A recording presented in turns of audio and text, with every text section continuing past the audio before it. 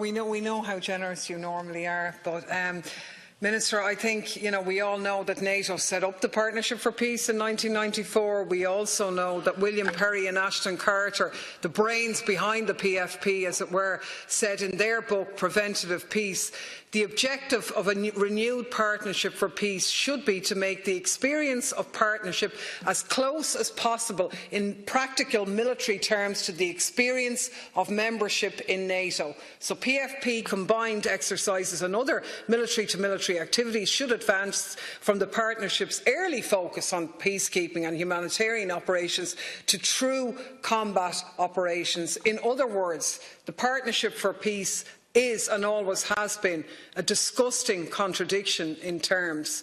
Ireland should really have nothing got to do with it. As a neutral country, as a post-colonial country, we should have nothing to do with the neo-colonialists in NATO. And what we're being asked to do today is to agree to Ireland signing up to EU and NATO Partnership for Peace status of force agreements. We're being asked to entangle Ireland ever more closely with a Europe newly determined for wars to start so it can give its army something to do with the weapons that you're eagerly amassing to the benefit of the arms industry. And I have a very interesting quote with regard to what deeper entanglement might mean for Ireland, and I quote, "Our view is that any decisions involving a closer association with NATO or the Western European Union would represent a substantial change in our defence policy and would have long-term, if not immediate, implications for our policy on neutrality. Any such proposals must be taken to the people in a referendum before a decision is taken."